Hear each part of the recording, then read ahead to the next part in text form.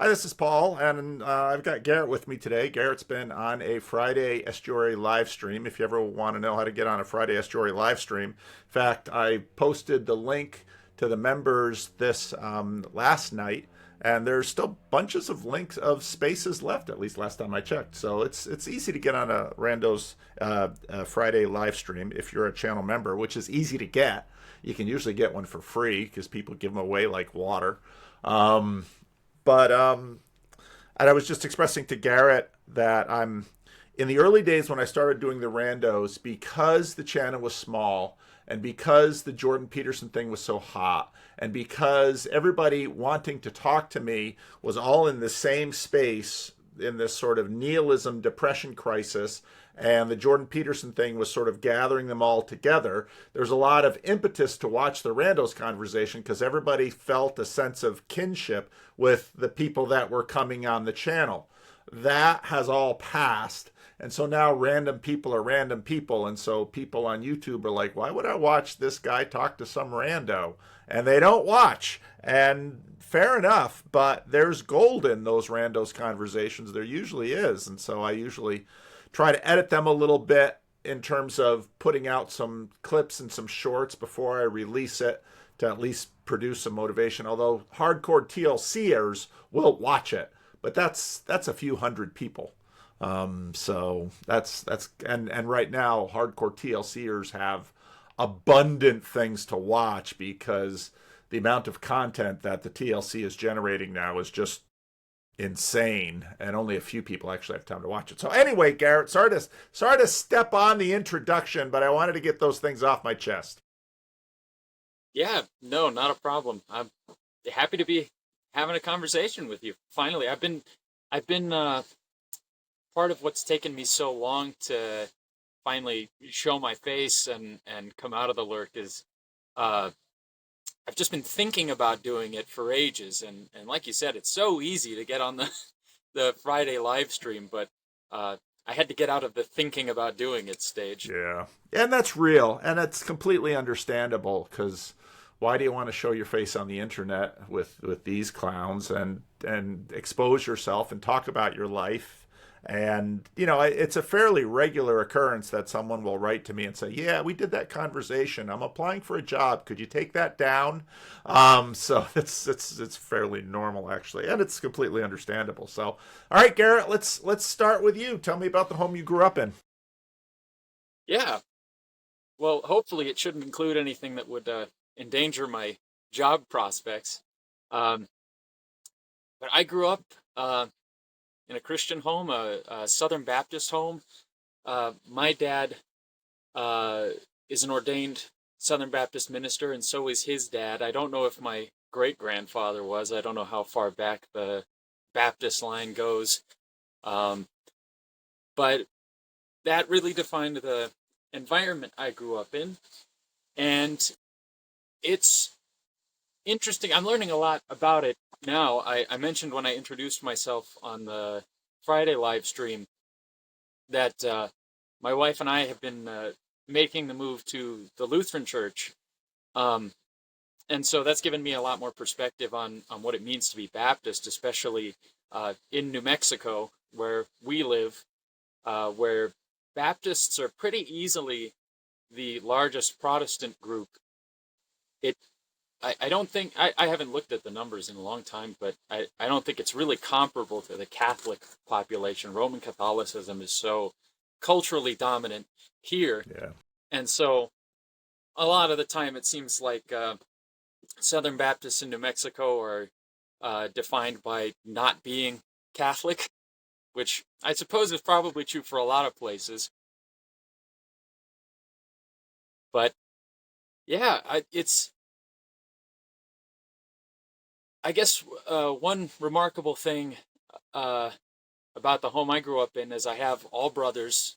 My parents had four boys, no girls, and I count it a miracle then that I was able to get married because I don't know anything about. I still don't. My wife and I have been married 4 years, and I still don't know anything about uh, how women work or how they think or why they do what they Well, do. I had two sisters, and I've been married for we're going to hit 40 years in not too many years now. And I still don't know that. So women are just in some ways the undiscoverable country for a lot of us. So keep going. Yeah, yeah. Well, and then when we had our only child right now, our son. So I've got all brothers, and my dad only has a brother, and I don't know that my grandfather has any sisters either. So this has been going on for a long time, I think. Wow. So I was praying and praying, like, we gotta have a girl. We gotta break the streak. And then we kept it a surprise. We didn't wait to see what the baby was going to be until he was born. And when I saw that he was a boy, I was like, what was I thinking? I don't know anything about girls. So God was watching out for me on that Well, one. may God give you a daughter next. Thank you. Because that little girl, she is going to be celebrated. Everybody's just going to Yeah. be like, oh, a girl. Woo! Yep. Yeah. Yeah. So I guess upbringing was, Well, tell me I about guess, part of the reason I asked the question about the home is I don't say the house. Sometimes people hear house and they're like, it was yellow. No, no, no, you don't understand. I want to talk about I want to hear about the arena.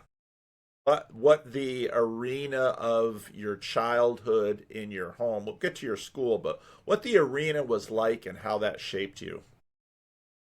yeah, okay. That's helpful to go off of. So I guess an important glimpse into that, this kind of plays into my sort of personal testimony, I guess, was I remember being sort of urged to and praying the Jesus prayer, more or less at my parents' urging, when I was probably about 6. Yeah. And then I wanted to get baptized immediately Yeah. after. Yeah. And my parents said, we don't know that you're old enough. We want to wait until we're sure that you understand what you're doing, which I guess is a very Baptist response to that Yeah. urge. Yeah. Um, but I seem to recall insisting over and over again, continually saying I wanted to be baptized. And I think I was 7 when my dad finally permitted me to. And he did it himself. He was the pastor of our church at the time. So that was a neat thing. I really do appreciate that he got to be the one to do that. Well, tell me But more about that. Did he go to seminary, or was this the case that the church was so small and they just needed a mature Christian man to lead, and so he got drafted? I mean, how did that go? yeah, more the second, I think. He doesn't have a formal seminary education. Um, I think he is probably mostly self-educated theologically. But he got his start preaching in various little churches around New Mexico, um, which I don't want to skip ahead chronologically too much, but sort of parallel of what happened to me. I was in the middle of doing seminary and doing college campus ministry when a small church in a little bitty town called Pie Town, New Mexico, uh, needed someone to fill in the pulpit. And so um, that gave me perspective on every time I would talk to my dad about how things were going in Pie Town. Um, he would remark that it sounded very similar to the kind of churches he got started preaching in, and sort of got to get on the job training that way.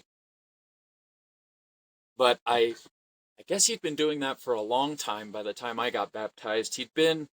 I remember as a kid, so when I was born, we were living on my grandparents' ranch, and my dad was doing that. And then he, like my grandfather, alternated back and forth after that between being a banker and being a pastor. Hmm. And it always seemed to me as a kid, I don't know if it was the case, but it always seemed to me as a kid that my dad would preach until we needed money, and then he would go back to banking, and then he would feel the Lord call him to go back to preaching, and we would go back to that. Well, it's not, when you read the New Testament, I often point out that Lydia was the first pastor of the church of Philippi. And people, kind of get weird with that. But you look at Philemon and the whole business with Onesimus, it seems that early on in the very early church, when you would have Paul would come into a town and he'd sort of split the synagogue. And those that began to see Jesus as the fulfillment of Israel's story would then, they would need a place to meet. And they would often meet probably at the largest home in the group.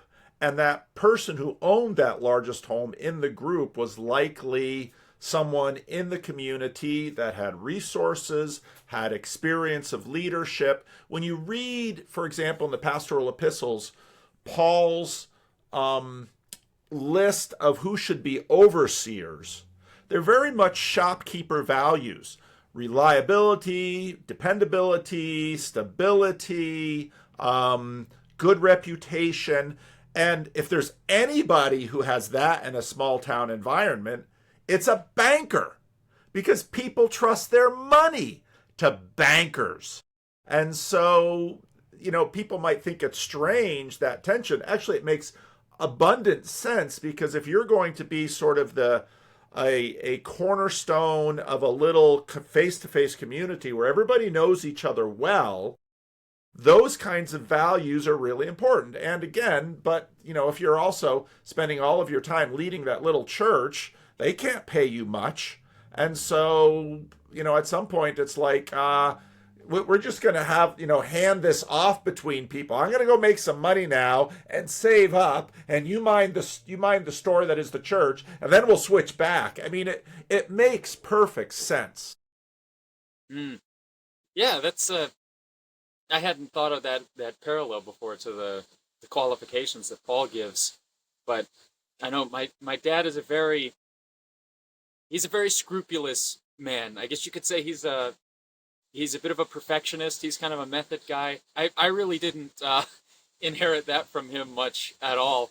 I'm much more of a halfway done is better than not done at all in most cases. Yeah, me too.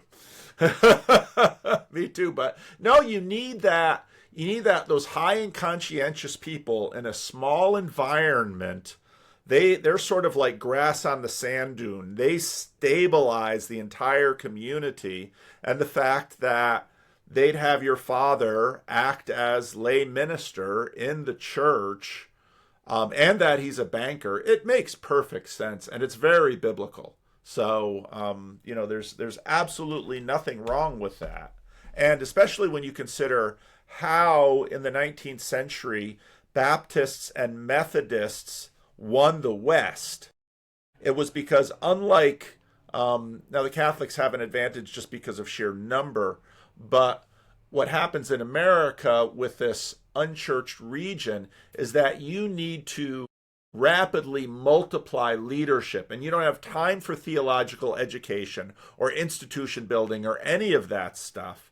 And so these kinds of men would be the foundations of communities, and often their wives too, because the women would stabilize in other ways. But if you look at basically any Western, the premise of any Western movie or genre is the period right before the stabilizers come in. And if you look at, one of the great Westerns, The Man Who Shot Liberty Valance, it's a classic example. So Jimmy Stewart is a stabilizer, but you needed John Wayne to take out the chaos so that Jimmy Stewart could build the arena. And that's basically the premise of the whole movie. Mm-hmm. Oh yeah, great movie too. Yeah. One of my favorites of all time. And I have to say something about New Mexico. New Mexico is what my wife and I really like to do with vacations is just drive throughout the West, because the Western United States is an amazing, amazing place. New Mexico is so beautiful and also so underpopulated. It is one of these places where you can find an America that is lost in places like Southern California or the Bay Area, or increasingly Sacramento, where you've got, where the populations are small enough, but it's so beautiful and undeveloped and rough that there's a sense of America and the American West that is real there. I think that's part of the reason that, Breaking Bad was in Albuquerque, because like the central coast of California is that way too. We had someone come up for our estuary from the central coast. If you want to see what California was like in the 1950s in Southern California, at least part of it, go to the central coast because it's still there. But in many places, once you hit a certain massive population, you just can't afford the kind of culture that you still have in a place like New Mexico. So I love going to New Mexico. It's absolutely beautiful, and every time I go through there, I think, gosh, New Mexico would be a great place to live. Yeah, yeah. I always tell people it's not called the land of enchantment because of the people, but it's it's incredibly underrated geographically. Yeah, I think it's not a it doesn't have as many like flashy landmarks as, we don't have a Grand Canyon or anything like that, quite that impressive, but it's just everywhere. There's this really subtle beauty, and I think part of what so I've always lived in New Mexico, so I guess I'm not terribly qualified to comment on how it compares, but one of my favorite things is exactly what you just described, and I love there's so much public land in New yeah, Mexico. I really got into it in college, just driving out somewhere and just walking around, just exploring. yeah, You can just do that. Me and a few buddies, we'd go sleep under the stars on yeah, public land, just wherever we wanted. yeah. It's I imagine it's hard to find It other is. It places. is. And, even if you just look at a map and look at population figures, not many people live in New Mexico. It's population wise, it's a small state, but it's a large state. Hmm. Really beautiful. So, yeah, yeah, good on you. Anyway, Southern Baptist, dad is doing the banking, pastoring thing.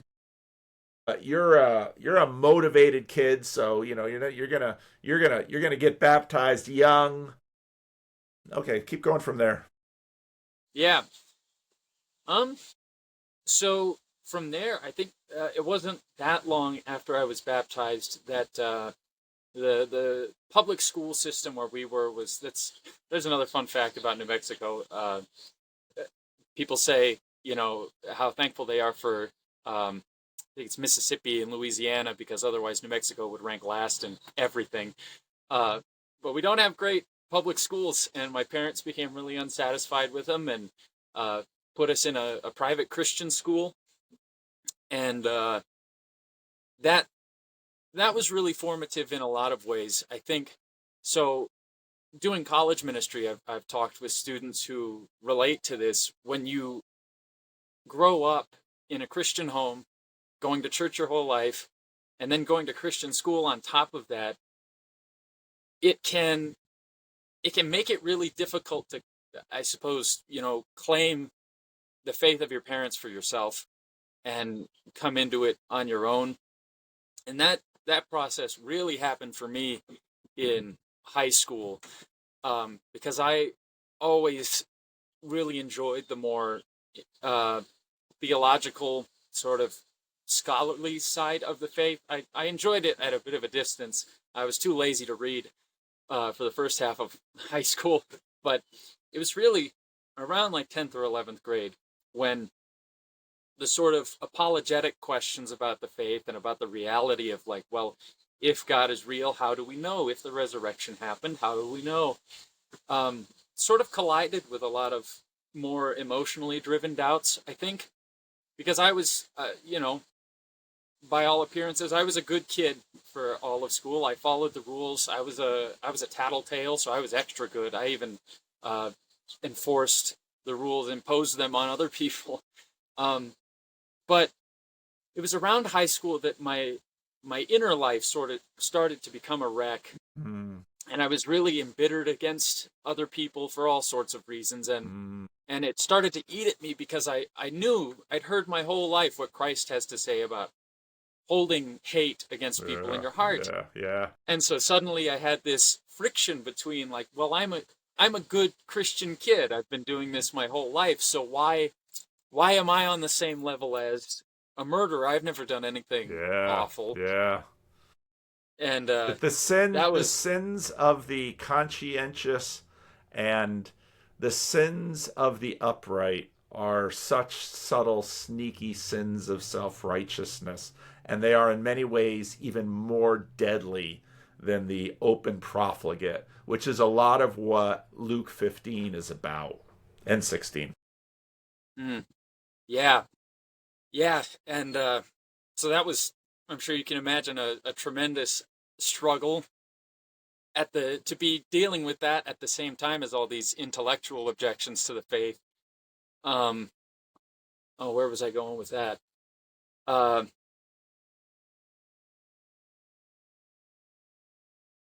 it was through that I kind of hit my rock bottom, I think, faith wise, the sort of dark night of the soul.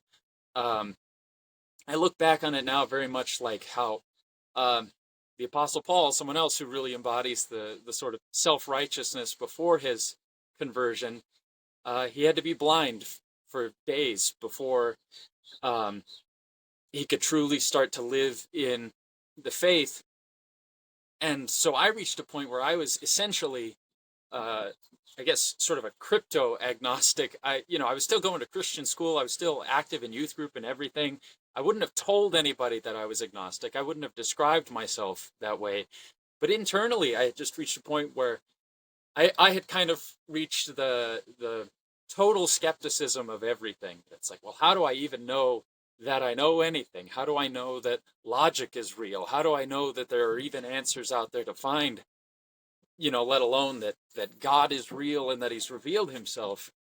Um, and it was at that point that I remember this night so distinctly. Uh, this mentality, as you can imagine, got me very depressed. It's not a good place to live for very long at all. And one night, as I was just, the weight of this was crushing me, and I couldn't sleep. I was thinking, just my life is so meaningless.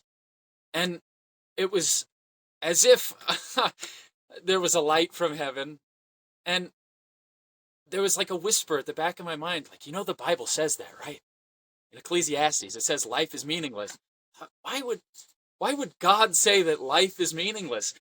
And I got out of bed and I turned on my lamp and I read Ecclesiastes, all 12 chapters of it in one sitting. And I can't even remember the insight concretely that I got from that, but I marked that night as a real turning point where I started to piece my faith back together, so that by the time I got to college, I was on sort of the upward swing again. And that was right around the time too. I graduated high school in 2018, and my senior year I had started watching Jordan Peterson. And when I got to college, I saw his biblical lectures, and I thought, man, this is the you know, like he did for a lot of people. For someone who had grown up hearing stories like Noah's Ark so many times, you think you know exactly what it's about, and there's nothing more.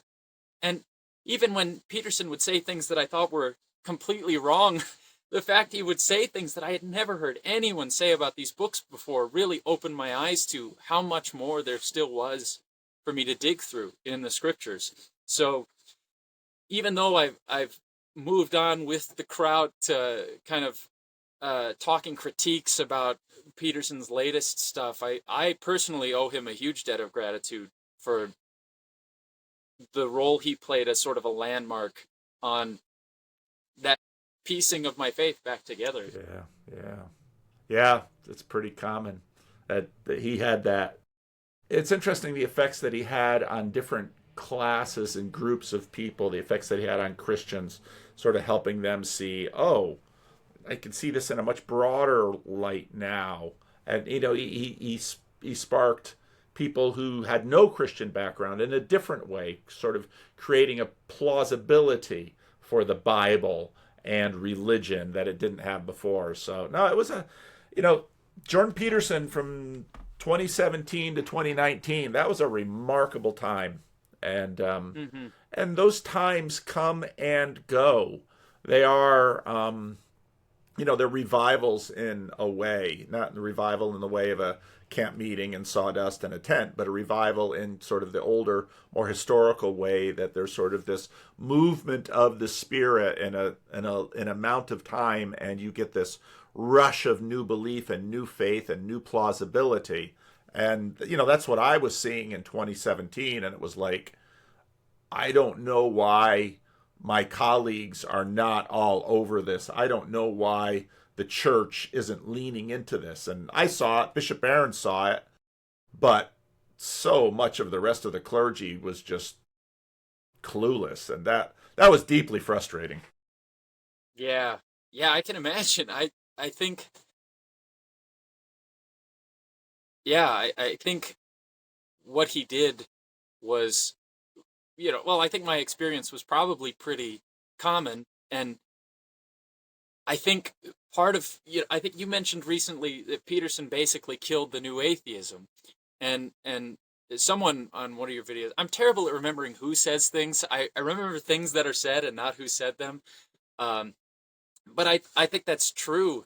At least for me, it was importantly true in that I grew up in the kind of evangelical culture that was really, really trying to combat the new atheism. And I think looking back, just not doing a great job of it. I mean, I I actually knew a student. So in the town I went to school in, uh, the local theater was not going to be showing the new God's Not Dead movie, the very first one when it was new.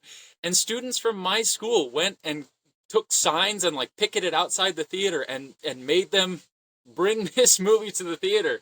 And the school hailed this as a big triumph. We all got to see God's Not Dead.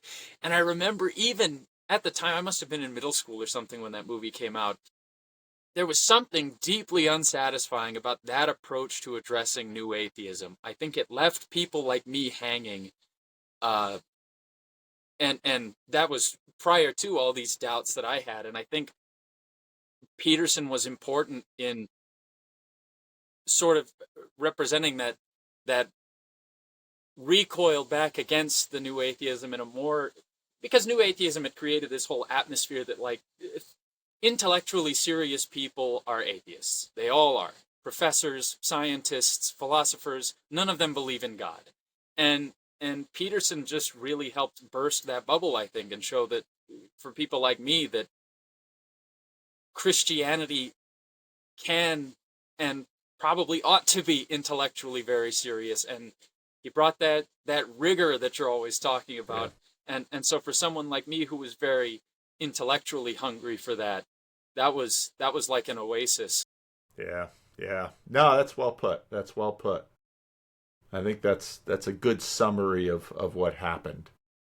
It's interesting how after his illness, it wasn't the same. It was interesting. He was fed up with doing public interviews with mass media reporters, and understandably so.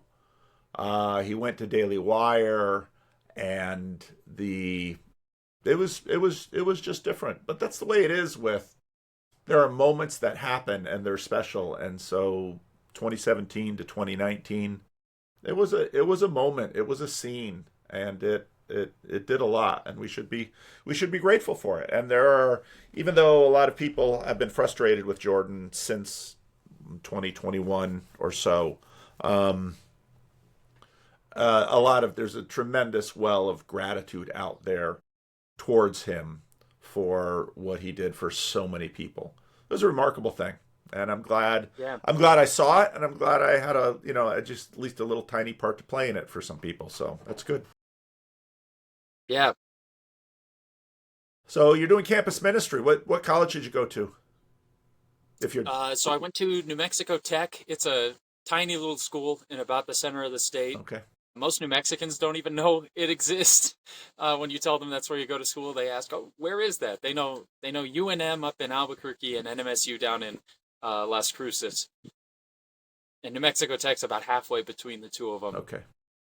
Little school. I think student population when I was in undergrad was probably about 1,300. Wow. So Yeah. really small. Yeah. Yeah, and funny enough, most of the students that I met there are also from New Mexico.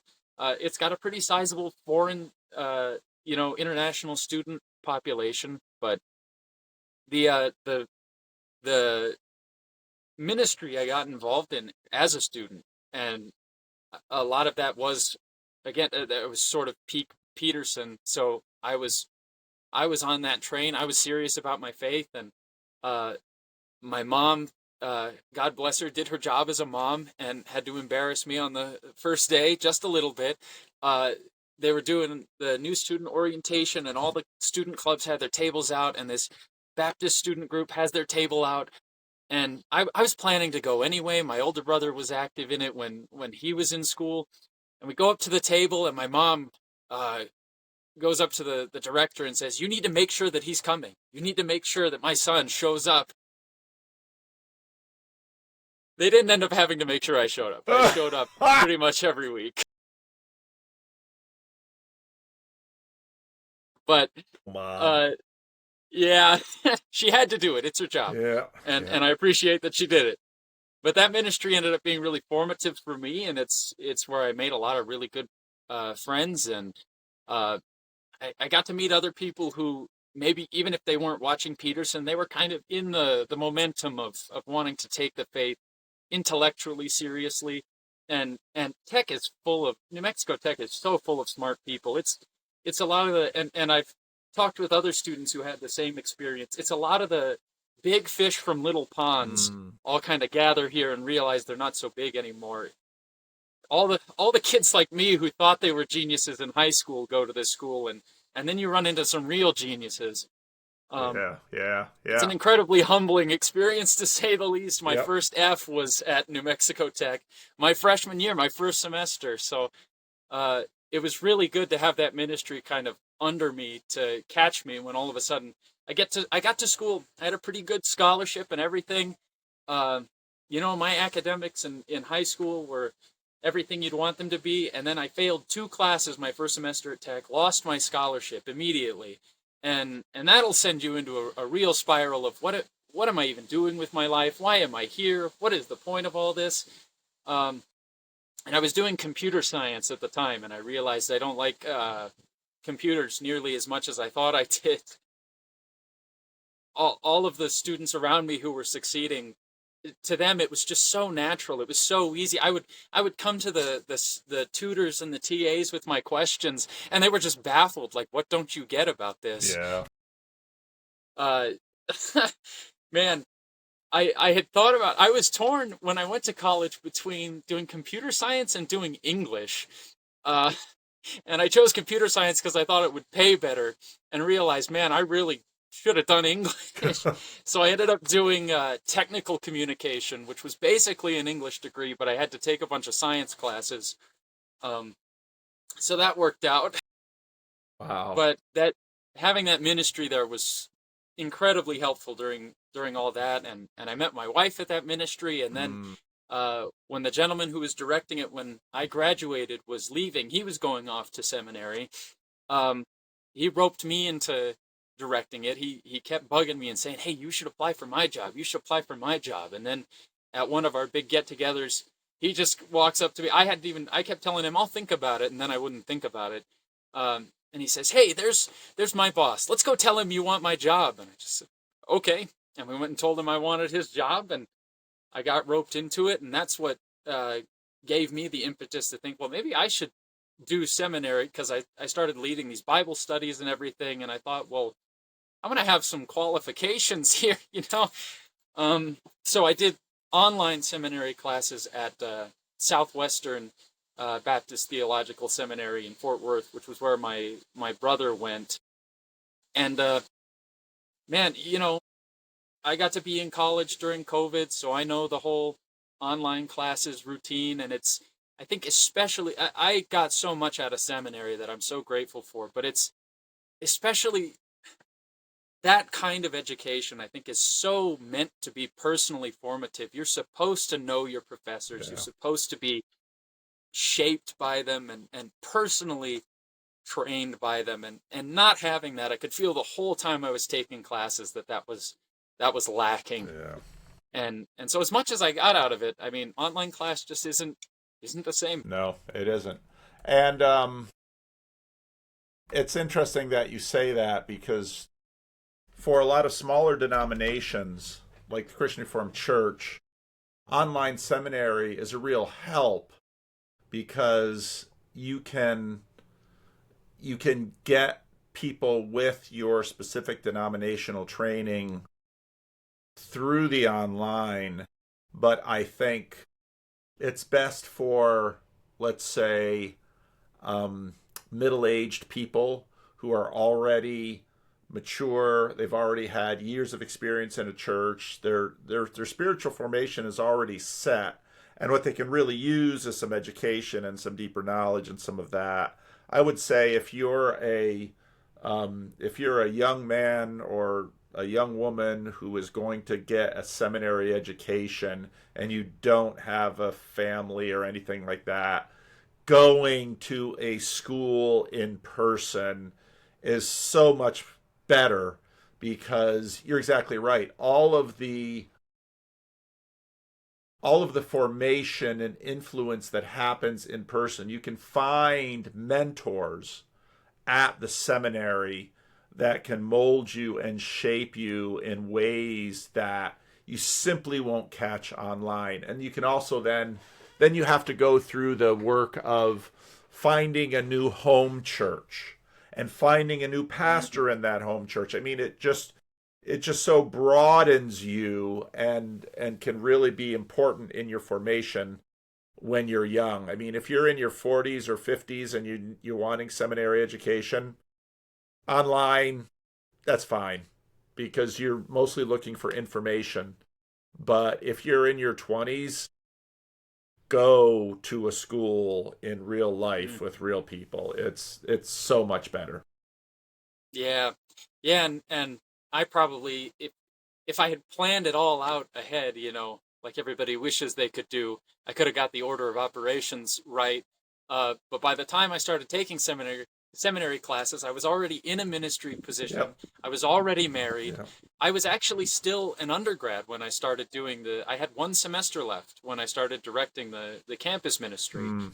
Um, and my wife and I really threw ourselves into trying to put down roots where we were, and you know getting to know everybody, staying active in the community as much as we could, and we didn't want to give all that up for who knows how many years, and moved to Texas of all places. My mom is from Texas, so I grew up in a divided household. I guess a it's a poorly known stereotype nationally that New Mexicans like to rag on Texas, and Texans forget that New Mexico is even in the Union. So, It's like the Kings Lakers rivalry. The Kings are always like, "We hate the Lakers," and the Lakers are like, "You're not even good enough for us to pay any attention to." It's yeah, it's exactly like that. oh, But when my brother went to seminary, we used to pick on him, me and my brothers, because he was the only one of us born in Texas, not New Mexico. And I really thought they were going to get him. I thought he was going to stay. I thought he was going to be living with a Dr. Pepper IV straight into his arm.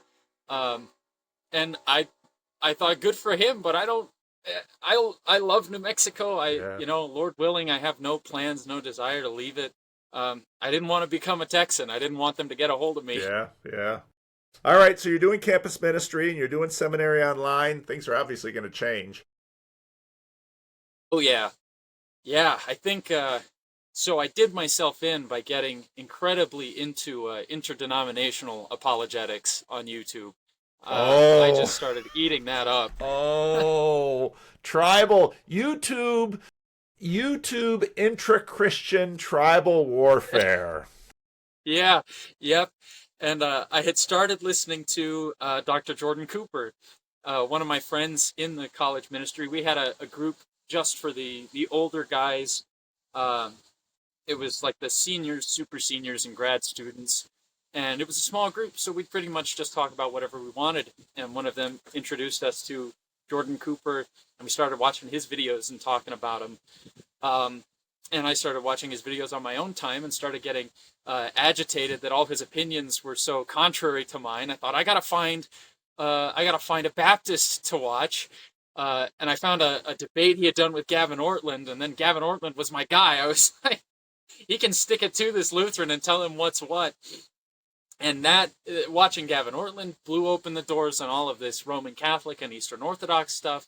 And then one of our students in the college ministry, so there aren't that many, you can imagine, Christian ministries on a campus of 1,300 students. And so they all end up being pretty diverse, and students go back and forth between them. And we had a student who grew up non-denominational, and she converted to Eastern Orthodoxy. And suddenly, and my wife was meeting with this girl and coming home and saying, like, you know, we're both like, what is she talking about? What is all this stuff? Why do, you know, what are icons? What is, you know, I grew up so Southern Baptist, I had to learn what liturgy was. You know, it's not like, and that's, you know, it's not like Southern Baptists don't have a liturgy. We don't call it that. Right. We call it an order of service or something. But so all of that just, I got so curious about all these different traditions. I'm watching all these debates online and stuff. And at some point, so I end up filling in for the pulpit at this little church, and I start filling in the pulpit at our home church. And that brought me to being asked to preside over the Lord's Supper. And I think that's about where it started. It lit this spark under me that it was like, oh, we didn't really talk about that much in my seminary classes. I don't really know what I believe about the Lord's Supper. I don't really know what it is. Am I allowed to preside over? I was licensed to the ministry. I wasn't ordained. And Baptists, you know, sort of disdain a really hard clergy laity distinction. And so I had all these questions about, like, can anybody preside over it? What does it mean to preside over it? What are we doing exactly? And I think that's where my curiosity about other traditions really turned into serious searching about, well, what do other people say it is? What does the Bible say it is? What have Baptists historically said it is? And you know, I still love Gavin Ortland. I buy his books, I watch his videos, but that's where Jordan Cooper's stuff started to get really compelling for me. Yeah. That makes sense. That makes a lot of sense. Now, Ortland he's a Reformed Baptist? Mm-hmm. Okay. Yeah. Yes. And so a couple of years before I had started my sort of quest to understand the Lord's Supper, I had gotten the chance to go with our pastor to the Gospel Coalition conference in Indianapolis. And they have this big book fair thing. It's like the Scholastic book fair for grown-ups, I guess. Yeah. And I didn't get any sticker books, but I got a pocket copy of the 1689 London Baptist Confession. And I'd never read it. And I read it cover to cover on our flight home and thought, this is it. This is the stuff. This is where I'm at. And looking back, I guess I had completely, like, glossed over what it has to say about, like, the presence of Christ in the supper and everything. Maybe I was tired on the flight or what, but as I started investigating and I started finding, you know, I grew up in memorialist churches my whole life. Yeah. And then I start finding, wait, there's Baptists who aren't memorialists, and I go dust off my 1689 a couple of years after I got it, and I go, it was right here. This was right in front of my face. Yeah. I didn't know this. Yeah. So that's been the journey of, like, the past year or so. Yeah. Has really been digging into that theologically. Yeah. And at some point, I had been so into YouTube on it, I had to touch grass, you know. Yeah. And that's how I ended up visiting a Lutheran church for the first time. You should look in my back catalog. It goes back a number of years for my conversation with the author of this book, Transubstantiation by Brett Sockold. I had read Len Vanderzee's book on sacraments, and even at Calvin Seminary, when I went through, they paid very little attention to sacraments. And so I would have to say, I didn't even know my own tradition. We just did it. We had liturgy around it. The liturgy said what we believed. We had the catechism. We had all of those things. But in terms of the sort of where it ties up, and then we also just sort of had I'd say an implicit bias against Lutherans and Catholics, but we didn't really know why, and we weren't educated in it. And this book got sent to me out of the blue. Brett Sockold is a Roman Catholic theologian in Regina, Saskatchewan, and he wrote this book, and his mother had been listening to me, and so she told him, send this guy your book. And I read this book, and it just sort of, wow, just sort of opened my eyes. I was set up first by Len Vanderzee's book, so I was already convinced of, the real presence of the Lord, but the language about transubstantiation, consubstantiation, I knew that language because that was basically, this is what everyone believes, and so you just sort of learn. But Brett sort of goes into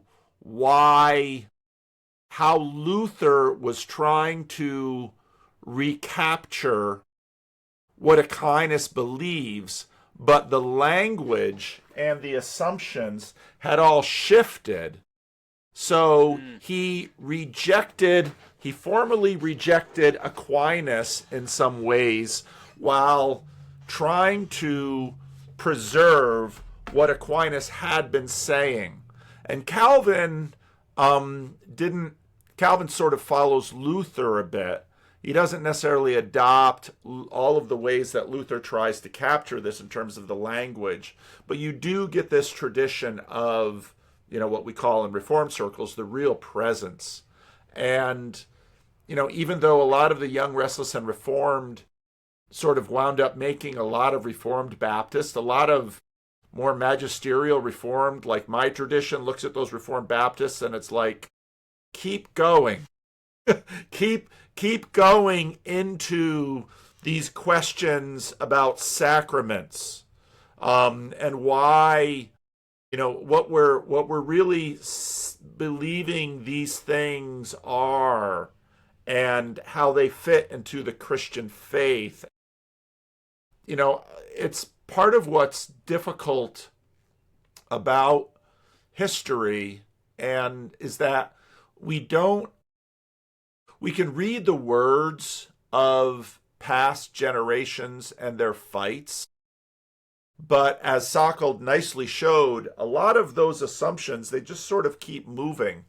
And, Sockold was really helpful in terms of making an argument for, a lot of these churches that have been feuding probably don't need to in the way that they think they have to. And that's a really helpful thing. Now, that doesn't mean that, especially on YouTube, sort of the inter-Christian tribal warfare is going to cease. No, people seem to really enjoy playing that game. All right, so there it is. But that's not been a game that I've really wanted to play at all, for the reason that we receive so much more than we can comprehend, and definitely more than we can articulate. And so let's be a little generous towards each other, and I guess that's my posture anyway. Yeah, no, absolutely. So the deeper I got into this theologically, the more it starts to become a word game, and that's where some people quit and say, well, semantics aren't worth your time. But I ended up having a little conversation with a Roman Catholic on Substack very recently, where I'm still, at this point, I'm having this conversation. I'm really leaning towards kind of a Lutheran view, and so I want to kind of test it out. And so I'm trying it on this Roman Catholic, and at some point in our conversation, we're talking about whether or not the Mass is a sacrifice. And I tell him, unlike you, I don't believe X, I believe Y. And he says, no, well, Y is actually what the Catholic Church teaches. And I just had to, I ghosted him. I stopped replying. I was like, wait, I got to look into this. And the more I looked up, the more confused I got. I found another dialogue between a Lutheran and Roman Catholic. And this Roman Catholic ended up saying, oh, actually, Luther did believe what the Roman Catholic Church believes, but he didn't think he believed it, so he repudiated it, but he didn't repudiate what he thought he did. And the deeper you go, the more like that it gets. Yes, yes. Well, I had the same thing happen. There was a Roman Catholic who came into the corner, a wonderful woman named Mary Cohen, who was passed. And I just in one video said something really rather flippant and dismissive about transubstantiation. And Mary, who was a Jehovah's Witness and then became a Roman Catholic, she said, I don't believe what you say we believe. Why don't you watch some Bishop Barron on the sacrament and, see if what you're saying is true. And that was about the time that I got this book. And then Brett had, I receive a lot of books, and I can't read them all. But because he contacted me and said, I want to talk about, I sent you my book, I want to talk about my book, I start reading it. And then it was like, oh, this is really important. And, it was super helpful. And it was also helpful that Len Vanderzee, who then was a very important figure in my denomination, basically walked through and said, if you read Calvin, if you read our theological standards, this is what we believe about the sacrament. And this fight that we've been having with the Catholics and the Lutherans, we should probably just stop. Now, what does that mean in terms of a lot of people are like, well, why then don't you join the Catholic Church? Well, because, and then I have all those other reasons too, because of course your life isn't sort of this theoretical thing. If you're going to live a Christian life, you need to go to a church, and just theological alignment, that's one aspect that you have to pay attention to. But again, depending on where you are and how deep you're in and where you're at, that's one aspect. There are other things going on, especially in terms of if real presence is important, then real relationship with, a new command I give you, that you love one another as I have loved you. You don't have, because you have some, let's say, some tension with respect to the abstract theological frameworks you have, doesn't give you a pass on loving one another. I can't love you because your self-conscious theological framework is different than mine, so I have to stop loving you. I don't think Jesus put that in. So, and there's going to have to be a hierarchy of these things, and the hierarchy is going to develop in different situations in different ways. So you have to work that through, and you have to live that out. So, I don't know. Sorry. Yeah. Sorry for the little sermon right in the middle of everything. No, yeah, that hits incredibly close to the mark of my own experience. I had gotten into the books. I was watching YouTube videos all the time about these denominational differences and whatnot, and at some point it was just so mentally exhausting, and it's so easy to catch yourself just going in circles.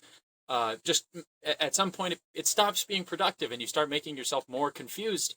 And so at some point I decided I gotta go outside and I gotta experience something. And there was a little bitty LCMS congregation that sadly is now closed. I'm glad I got to visit them before they closed. They were meeting in the Episcopal Church building in town. It was a handful of people, and I remember it wasn't much later. I had gone to this service, and I remember you saying that people tend to fall in love first and then find the reasons later when it comes to religion.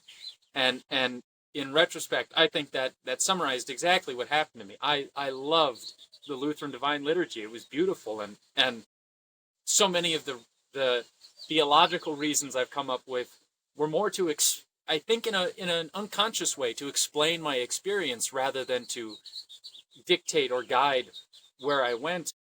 And I've felt I don't know if it's just something in the water, but people my age feel the pull to Roman Catholicism and Eastern Orthodoxy. I really get it. I'm really sympathetic to that. And there's part of me that's still like, I think it's from the outside looking in, Roman Catholicism looks so formulaic. It's so simple. It's like, there's the one true church. It's right there. Just come on in. That's so appealing. But when I factor in personal experience, it's like I could never be a Roman Catholic in the abstract. I'd have to be a New Mexico Roman Catholic. And my favorite part of last year, I read Death Comes for the Archbishop, which is all about Catholicism in New Mexico. And there's a scene where the Archbishop is pulled aside and told by a local priest, right? The Archbishop's French. This local priest tells him basically, hey, buddy, we do Catholicism kind of our own way in New Mexico. And if you try to tamper with it, we'll literally murder you. So don't change it. And I read that. That's exactly right. That is so true. I watch all these Catholic apologists on YouTube, and they live in, Tennessee or Texas or New York or wherever. And it's like all that they're saying may be true where they live, but that's not the Catholicism that I live around. Right. No, that's exactly right. And it's one of the things that I noted, that Italian Catholic is not Spanish Catholic, is not French Catholic, is not Irish Catholic, is not, you just recognize that. And I'm not, it's the way it's going to be. But So then when people sort of try to one-shot me on the papacy and falling in line, it's like, I understand your argument, but no. And you're also exactly right that, Chad is a great example of this. So when he decided he was going to go to church, he thought, maybe let's just go to the Catholic church. And his wife, who I think she'd grown up Catholic or something, and she's like, no, I'm not going back there. And so they went to a Lutheran church. And it was, you have to, one of the biggest things, so the Jordan Peterson thing starts and people start coming to me and they want to go to church. And then my thing is like, well, I'll try and point them to a CRC church. I started doing that, but that was a mess. They're concentrated in certain parts of the country. They're not evenly spread, not like YouTube. So then it was, so then I would just tell them to find a friend who is a Christian, who goes to church faithfully, that they respect, and ask if they can visit church with them. Because that will probably give them a better shot at finding something. Because you're exactly right. You're not going to church in the abstract. You're going to church in a zip code. And if ideally, it would be great to go to church with your spouse. And because then if you have kids, then you as a family can go to church together. And and all of these things impinge on the less than perfect scenario, because every church is less than perfect. But you're better off doing the best you can on all the different metrics, rather than saying, I'm this tiny slice of orthodoxy and there's not even a church of that in North America, so I'll be that and I'll do it via YouTube. It's like, that's total bullshit. You're not going to that church at all. You're not honoring that tradition at all. So give it up and find a church that you can go to, that you can participate in the body of Christ. And there'll be compromises all along the way, but that is life in this age. And it just is. So, and some whole bunch of really rigorous strivers will completely ignore me, and some of them will be blessed by it, and I'm totally okay with that. But for the vast majority of people, find a church that works for the majority of your life and family, etc., etc. And other people say, you go to that church? It's like, yeah, I do. I will stand before my Lord someday and answer for me. You got to answer for you. So live with it. Yeah. That ended up with the group I mentioned earlier, with the senior students and the grad students in our college ministry. We ended up taking a whole semester to talk about. A bunch of them were going to graduate. We thought, well, how are you guys going to find a church when most people who graduate from New Mexico Tech don't stay in town? They move off somewhere bigger and better. And so as we went through this, I found it was important to, I think what people forget, and what we're all tempted to forget, I think especially in our very consumerist way of thinking, is that the church is something you participate in, and that means it's something you affect and you influence it. And it's like, if there's something small you don't like about your church, you can do something about it. You can tell people, you can talk about it. And so we tried to frame, and this is like a total paradigm shift. It's impossible to totally get out of the shopper mindset, I think, because it's in our DNA. But we tried to help students kind of reframe it as, don't go looking for churches wherever you move, thinking, what am I going to get out of this? It needs to be something more like, you walk into a church and ask, what can I do here? Yes. Do they need me here? Yes. 1,000 times. Yes. That is so true. And the beauty of it is, especially if it's a small church, mm-hmm. in a short time, in a small church, as a young person, you can have massive influence. Because that church of often older people is just waiting for you. And, and will probably bend over backwards. They're not going to necessarily just give you the keys. They might. But they want you there, and they will sacrifice for you. It's never been truer in a nation of churches that are dying, full of elderly people. And I watch young people sort of, they start go to this church. They go maybe 2 Sundays a month. And I think, you're being a fool. If you would invest in this place, in 5 years, you will own this place. But you're going to have to invest. And always, you might get in so far and realize that the people in charge are just control freaks and it's never going to change. Okay, well then, maybe find another. But, I find this church shopper mentality does not afford the reality that you just stated, which is, you need to go to a place where not only you will be fed, but you will have the opportunity to become a feeder. And that is a powerful, wonderful thing, because, one of the things in church is always, if you want someone to learn something, make them a teacher of something small, like a Sunday school class. Say, okay, you're going to start teaching these kids. And then the person's like, holy cow, I'm going to have to learn the Bible. What's so bad about that? And the thing is, if I told them as a pastor, you should learn the Bible, they might not do it. But now they got to stand up in front of a bunch of third graders of all people.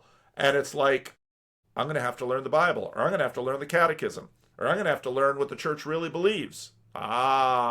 See? That's why we have all these little jobs in the church, so you can learn the church. It's all this sneaky pastor tricks we have. Yeah, and that was probably the most,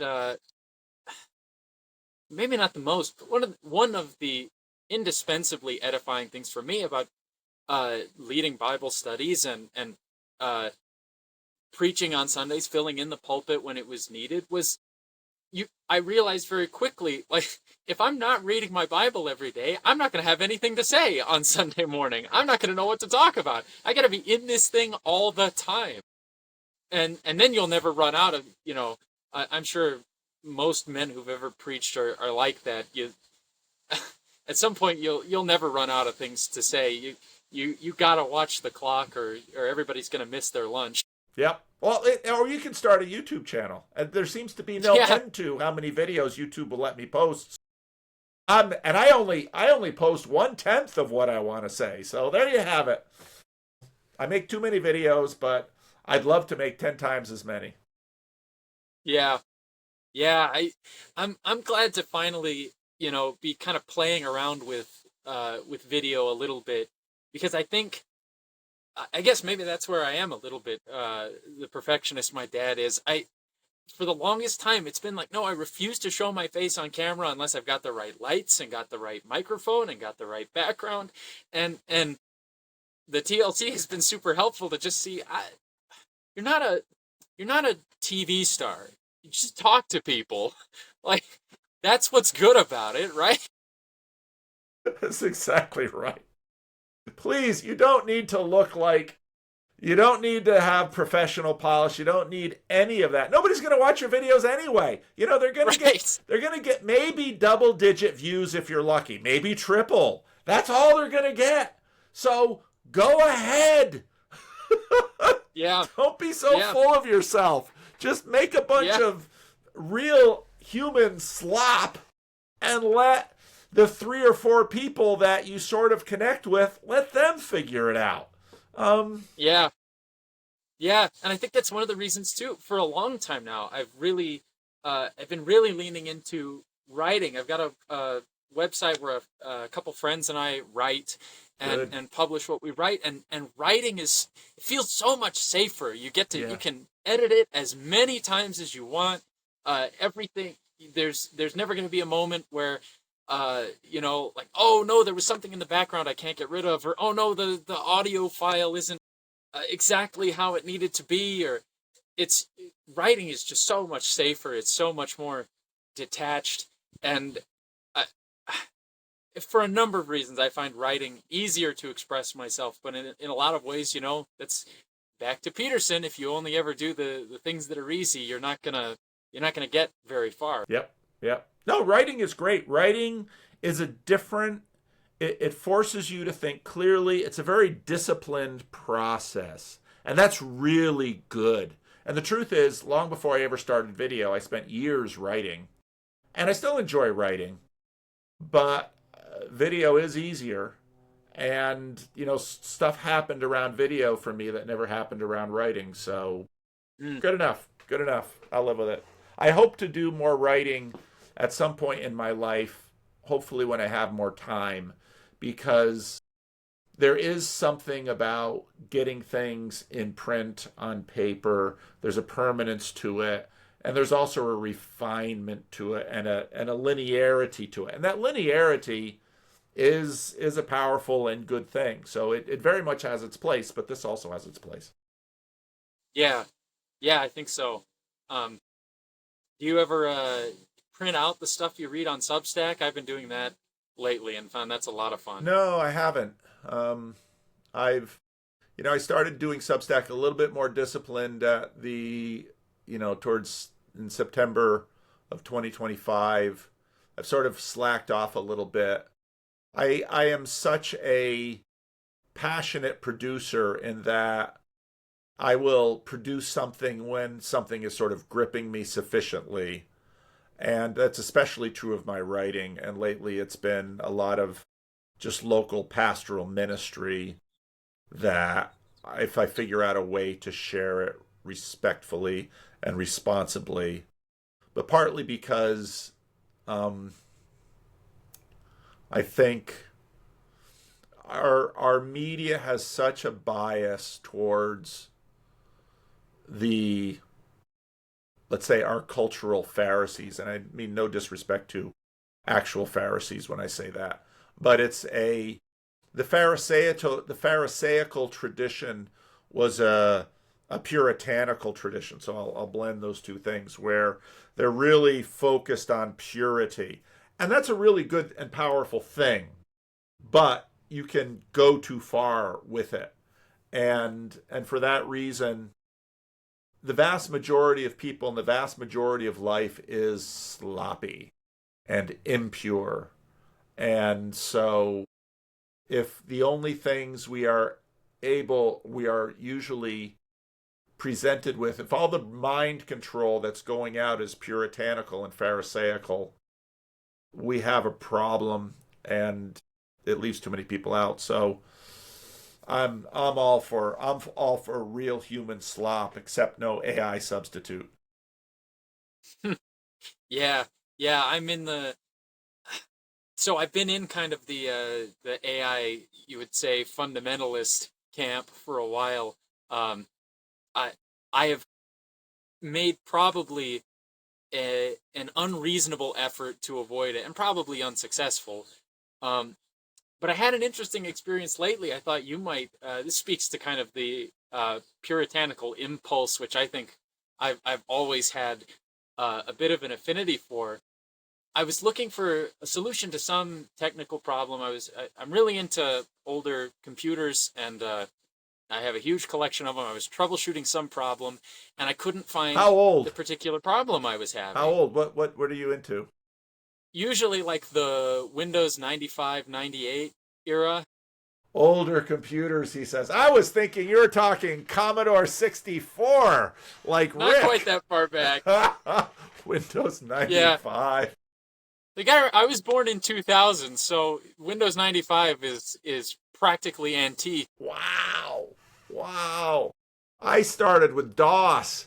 Anyway, go on. Yeah. So when I was as I was looking for the answer to this problem, the like AI summary thing kept coming up in the search results, and I always try to turn it off or scroll past it. But it caught my eye, kind of like when you're in school and you're taking a test, and you don't mean to look at your neighbor's paper, but you see something, and then you go like, well, should I specifically answer this question wrong just so that I'm not using their answer? I caught the AI answer, and it turned out to be right, and I was like, am I wrong for having? I've been trying so hard to avoid it. It felt like I don't know, Yeah. like I had tainted myself somehow by using it. But Oh yeah, yeah. So what is interesting about Windows 95? yeah, I think it started with video games. I've liked PC games since I got Minecraft when I was 11 years old, I think. Uh, And that to me was like the first time we played games as a family on PlayStation. And Minecraft opened my eyes to, wait, you can use a PC to play video games? I didn't know that. And for a while it's harder now, but when I was in high school, you could find like uh I think the range would probably be like 93 to '03. You could find PC games at thrift stores, and they'd practically give them to you. yeah. And so I amassed a huge collection of those in high school, and then I needed hardware to run them on. And so, my grandfather had his old PCs in his attic, and I would just ask, "Can I have these?" And you could just ask people for these things. They weren't old enough when I was in high school to be terribly collectible yet, so people would just give them to you. Yeah. So that's kind of how I got into it. Wow. My first computer was a 386. 386s were just new, and they were better than the Man, 286. And it came with DOS and Windows 3.1. And I remember spending about sometimes I would just live in DOS because Windows was too buggy and too heavy, and then bit by bit Windows starts supplanting DOS, but DOS, there was something really streamlined about just a character-based system instead of a graphic system. And if you knew enough about DOS, that command line still is. The command line is super powerful. I want to spend some time and get to know Linux just because the Windows 10 sunsetting is just sort of mm, it annoys me when these corporations, when Google cut Google Notebook, I was pissed because I had been playing around with Google Notebook and using it, and then they just kind of axed it, and I was like, "You yeah. jerks!" I trusted you, and at that point, it was never fully trust Google again. And when Microsoft, sunset, because I always hand down my machines to my family, and I'm basically the IT guy for my whole family. Mm, And so then it's like you're cutting the legs out from half of the computers that I've given to my family now. So then part of me wants to learn Linux just to, but yeah. it's hard, and I'm not ready to go Apple. I Mm, had I was at the point where I needed another computer at home, and the question was, do I get I wanted a PC because I don't have an office at home, and so I do a lot on my lap. And so I wanted a PC with a I wanted a notebook with a big screen. And so I was halfway between an 18-inch gaming laptop. These are behemoths, but it's a big screen. And a 16-inch MacBook Pro. And I just couldn't, I just I'm not going to give Apple that much money just to get 2 terabytes of storage because I store a lot of videos. 1 terabyte Mm. goes fast. And Oh it's yeah. like, you jerks, I am not going to pay that kind of money. I'll have a do-it-yourself machine before I sell my soul to Apple. Even though they make some great products and their operating systems last long, and there's a lot of real advantages that Apple presents, but I'm still you got me talking PC hardware. That's terrible. Not a lot of people do that. Anyway, how do you have the space in your house to have these old machines? Well, you only have one kid. Um, well, the I think the correct answer is I don't. For the longest time, they were in my parents' garage, and then my parents moved and said, "We are not moving all of this stuff to our new house." So, my wife and I got a bed that sat up high enough that I could hide it under the bed, and that's where it's lived for a long time. And now I think this is probably the best one yet. We just got a new place. We're in the process of moving. Our new house has an attic, and I told my wife that can be where all the PCs live. So tell me about your collection. Oh man, so a lot of it's just stuff I've picked up that friends were getting rid of. I've got a couple of CRT monitors. One of them, an old Gateway. I don't think I have the PC that one came boxed with. Um, I've got a couple of, at least one HP that I think is like year 2000. That one's really funny. It's got all these stickers still on it about how it will never be obsolete, and now it's gonna live in my attic. Oh, oh, oh, yeah. I love those old machines, and you can do stuff on those machines. Like, you can play games on them. The games of and it's funny because a lot of that is around people are but depending on sort of where you grew up and where you got into this. Yeah, I just don't have. We have 5 kids in a 4-bedroom house, which isn't the worst that I've known, but they're just. And my wife has gotten into minimalism lately, which is a good thing. So she's just like very. She My office is a mess, and I have my son Jared was in here, and he was like, you have to clean this before we do the estuary conference at Living Stones, don't you? It's like, yeah, I do.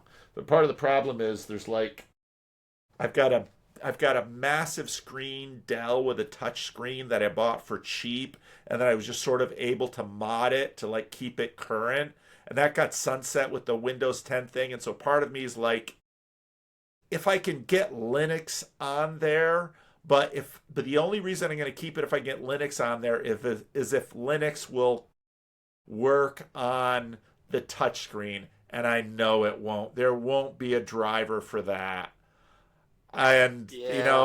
so it's like I'm gonna have to bring it to the e-waste people because I haven't figured out a way to justify keeping that computer going. It was a great computer for the coffee break, the women's Bible study in COVID, where they had some people who were, on Zoom instead of in the Mm, room, and it was. So I have a hard time getting rid of old computer hardware, and I keep trying to keep it alive and give it to someone, but anyway, and we yeah. totally derad. Do we have any more? Do we have any more Randos work to do after you join the Lutherans? And I mean, is there any more points that you wanted to make in there before we completely derail this conversation? I don't know. I think we got about up to the present day. My recent fascination um in uh Lutheranism has been, the more I got into the Eucharist, the more I found the sort of metaphysics of it is very much a Christological issue.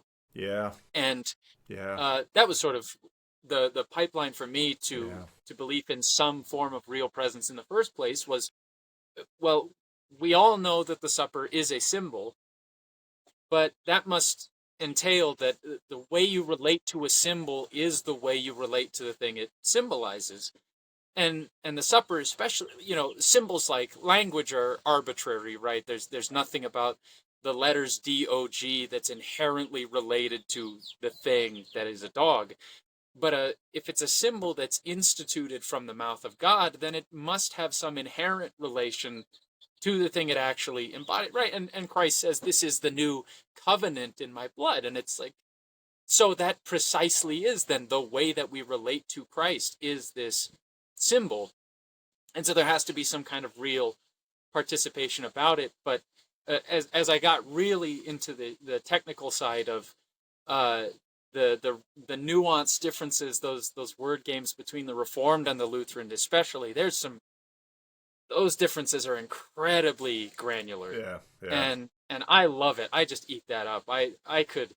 Oh man, I think there's another perk that God sanctified me by being in ministry. You always have to come up for air and stop and ask, like, is what I'm reading actually going to help anyone? Yeah. Is this helping me at all? And left to my own devices, I eat it up. I think it's so much fun.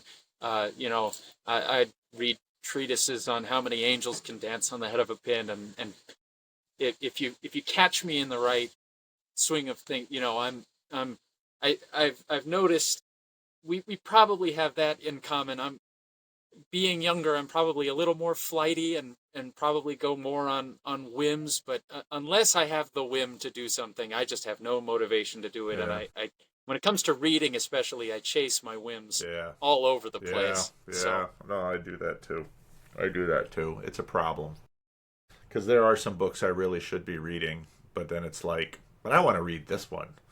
And yeah, so, and that's sort of what work is like, because work is, no, I really have to, I've been, Synod is coming, and I really haven't taken a look at the agenda for Synod, and I should really do that. And I should really make a couple of videos before Synod. I should really know it before Synod happens. I don't have to go to Synod this year, so that sort of gives me a pass. And I'm just interested in some other things. I have all these little projects that I'm just always working on, and then I sort of cycle through them, and then I return to them, and then something else catches, and it's a mess. It's a mess, but that's okay. I mean, I've always approached my YouTube thing as a hobby, as something that is, it's a ministry, and it's part of my overall vocation, but it's also just for fun. And while I do, I am supported in some ways for this by membership on YouTube and some of these things. And part of why I eventually monetized, I haven't put any of my Substacks behind a paywall, but part of the reason I turned the monetization on was I figured I might need money. And it also knew that would sort of keep me, okay, if it goes a little while and I haven't posted a Substack, it's like my conscientiousness and my conscience begins to weigh on me. It's like, come on, sit down, write another Substack. Some people are supporting you for this. Do that. And it's good for me. So it'll be interesting when retirement rolls around. Oh, my retirement is going to be so interesting, because especially the time when I retire and before my wife retires, because I'm a little bit older than she is, and she's probably going to want to max out her pension, so she'll probably work up until her pension doesn't get maxed anymore. That's going to be an interesting point, because it's going to be, what do I do? How much do I give to, because Living Stones doesn't have to close. The thing that stops here is just them paying me. And then it's like, then we're sort of in the land that your father was in. And, how much can I give to Living Stones versus how much do I need to do just to, retirement is such a funny thing, because on one hand, before you retire, you think, oh, I'll retire. But, I'm looking at my pension and I'm looking at what Social Security will be, and it's like, that's not even what I get now. I better think about making money in retirement too. Which is nice with YouTube, so I'll probably keep doing YouTube and keep doing conferences. And, I would do that stuff. Almost everything that I do, I would do for free, because I love doing it. And in that way, I'm super fortunate. But I'm talking too much. It's your rando. I got to shut up. What do you want to talk about? Yeah. Let's see. This always comes up. I'm too high in agreeableness. If you want to walk all over me, I'll let it happen, and I'll be glad to let it happen. No. Uh, yeah, we once. So here's a funny story. I had a book club with a couple of guys, and I insisted that they take a Big Five personality test because I think it's so much fun and actually pretty informative. And the three of us that were really active, we had a good dynamic, and we learned two of us were incredibly high in agreeableness, and one of us was incredibly low in agreeableness. And one day when we met, they'll probably end up seeing this. They'll know who I'm talking about. Our disagreeable guy said, "Sorry guys, I got to go early, but don't worry about it. You guys can continue without me." And he left, and it was just me and the other guy. And he would make tea, and as long as he kept putting tea on the table, I kept drinking it. And I think we went through 5 or 6 pots of tea. Uh, my my wife gets home uh, around dinner time. We had met at like 2 in the afternoon or something, and my wife gets home at like 7, wants to eat dinner, and calls me and says, "Where are you?" I said, "Oh, I'm at book club." She said, "Didn't you start that like at lunch?" And so we told our disagreeable friend, you can't leave us again. When you leave, the meeting's over. That's how it's got to work, because neither of us have the gumption to end the meeting. Oh, 5 hours of tea. Oh my goodness. Oh my Oh goodness. yeah, Wow. and it's not he and I both. He and I also once we would late at night we'd play video games and chat with each other. And oh man, one time we went till like 5 in the morning, and when we were done, we said that was a great conversation. We can never do this again. This was I feel miserable that we can't do this. Sleep is important. I need it. It is. Yeah. Well, did you have any list or anything on your mind? Like, oh, when I finally get to talk to PVK, I want to ask him this, or I want to talk about this. Yeah, I don't know. We I could keep think we talking. talked about We a could lot of the keep stuff I talking wanted to. about old PCs. I mean, Oh that's yeah. the thing. I will talk about because I remember there was. Let's see. There was okay. There was before there was Windows 95. It was when was Vista in the mix? Oh, that was like mid 20 aughts, I Was think. it? Okay. So Windows 95 was that after Windows 3.1? I think so. ME is in there Oh, that's somewhere. right. I ME. Yeah, because there's Windows 95, Windows 98, Windows ME. I'll have to look this stuff up on Wikipedia or something. 2000 XP Vista. XP, Windows XP, Windows Vista. Yeah, and when I was in the Dominican Republic, I was in the DR from basically 1990 to 1997. And I very quickly figured out I was lucky the first time I came in because I was able to. We had to go through customs in the DR, and a little country like the Dominican Republic lives off of tariffs and import duties. And so when you would go into the country, if you were carrying a computer, you would pay tariffs through the nose. And all of us missionaries knew Mhm. that. And so I bought a computer in 2009 or 1991 that was fairly small, and I found a suitcase that it fit in. And the only thing in that suitcase was that computer, but it was a small suitcase. And when we came through customs, we had some big boxes full of stuff, and they're like rummaging through those boxes, looking for things they can charge me. They see this little suitcase, they're like, so I got my computer in the country for free. And then I realized, and I thought, well, this is the last computer I'll ever own. It was a 386 with a 100 megabyte hard drive. And all the other missionaries had like 10 megabyte hard drives. And they said, you have a 100 megabyte hard drive? You'll never fill it because we're all using DOS and, things were just Oh tiny. yeah.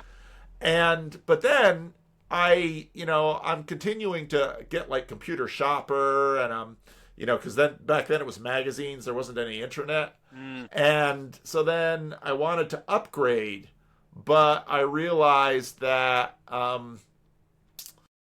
I didn't want to pay aduana, that's the import duties in the Dominican Republic. And then I realized that we had this mailing address where you could mail things to Miami and a private carrier would bring it in the country. And computer parts, there was no duty on parts. So I could just bring in parts and build my own computers. And so that's when I really started getting into it. And then the thing was I just needed a computer case.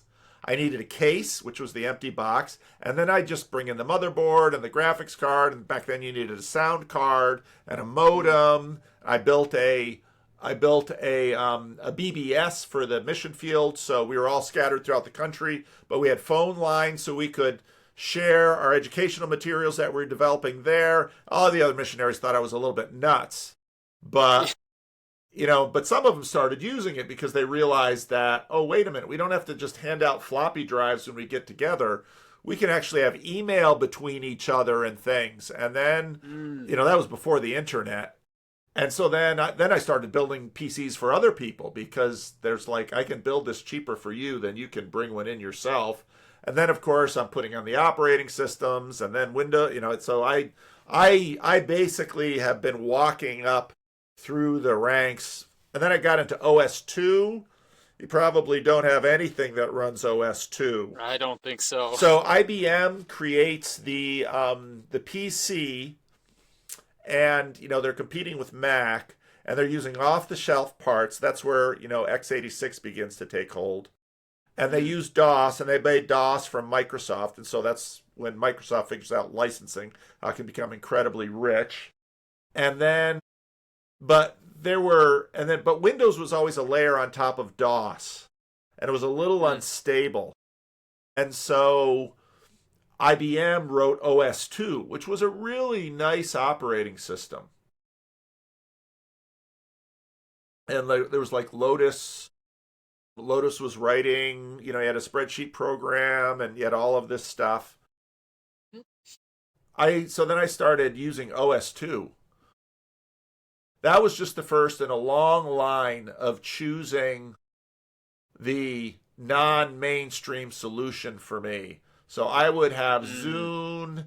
I had, Windows. I had a Windows PDA. I mean, I backed the wrong technology horse all along the way. Betamax. Yeah, I just kept doing that stuff.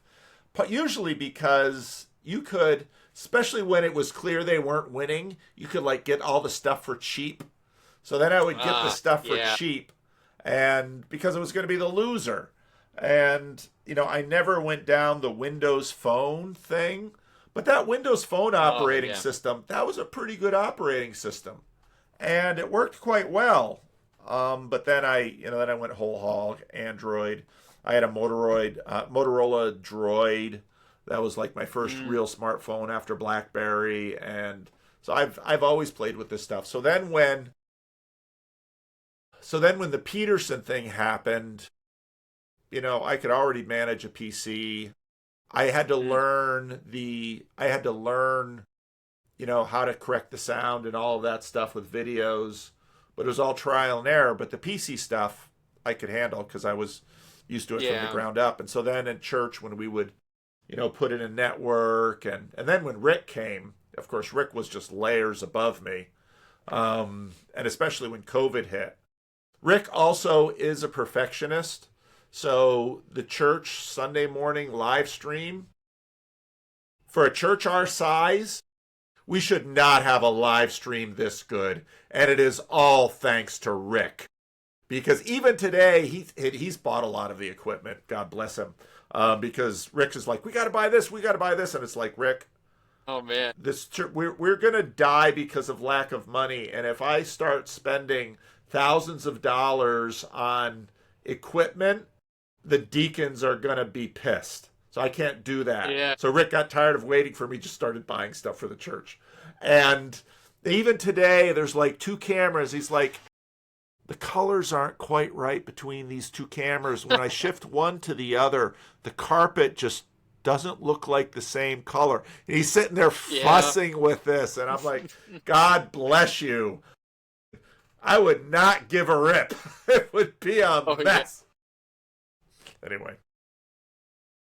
Yeah, you're way too Yeah. agreeable. You'll let me talk Yeah. I way too will. long on your own rando. This is your rando. Claim your rando. Yeah. Well, you mentioned trying to make the jump to Linux. I've been trying it lately uh, because they stepped on my toes with the Windows 10 sunsetting too. And like I said, I started in computer science at college, and so we had to learn how to use Linux. And I sort of sabotaged myself because if there was anything we had to learn on the terminal, like on the command line, there was usually a workaround. There was usually some graphical interface that you could do it through instead. And so at the time I was like, well, why wouldn't I just do it this way? And so now I've come back around. I'm like, oh, I could use Linux. I know Linux. I don't know Linux. Nothing is where I expect it to be. So my wife and I have also been trying the minimalism thing, but I like collecting stuff too much. Is the big barrier to that. But I've tried to doing things like using Linux and I think so. For a little bit of context, I read Kingsnorth's book Against the Machine and thought there was a lot good in it, and I've been trying to, I guess like a lot of people, I've been trying to fix his thesis for him in practice. And what I've found is, I think there's something to be said for the power of using technologies that you know how to tinker with a little bit. And I think that's sort of lately reignited in me. My computer collection's been collecting dust for so long, and the more sort of obtuse and the less user friendly, or rather the more user friendly that technology tends to go, and the more closed off these systems get, the more appealing it is to go back and say, like, well, I want a computer that I can work on, and even a monitor that I can work on. I opened up one of my CRT monitors for the first time and did all this reading to make sure I learned a long time ago in high school I wanted to open one up, and read somewhere on the internet, if you do this wrong, you can kill yourself instantly. And I said, I don't think I'm going to open this up. But I finally learned enough to feel like opening one up. And it was actually McLuhan's book, strangely enough, Understanding Media, that inspired me to start. I'm trying out using a CRT monitor as my daily driver. It's the only monitor I'm using right now. Really? Wow. And a lot of it had to do with the way he talks about TV, just seeming like it doesn't even apply today. Every time he says something about, like, TV is kind of warmer than a movie because the image is so much different.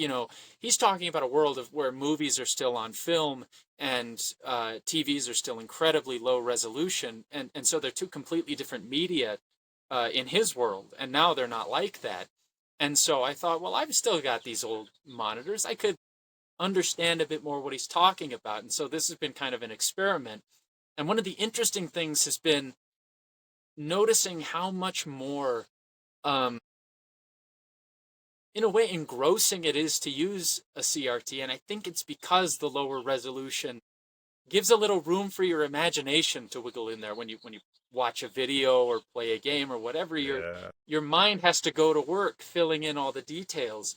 And I've been fascinated how much different an experience it is than using a smartphone or using a 4K monitor or something. Yeah. And it's just been fun. It's something about the look of it, the aesthetic of it is really enjoyable. That's so cool.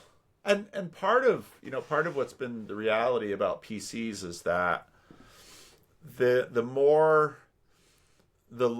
memory that they had, the more storage that they had, the more CPU power that they had, the sloppier the programming got.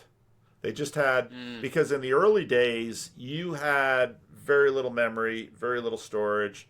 I mean, I was talking to Rick, and the first computer that Rick had as a kid, Rick's about 10 years younger than I am, if he wanted to run a program, he had to type the program out into the computer in order to Oh run man. it.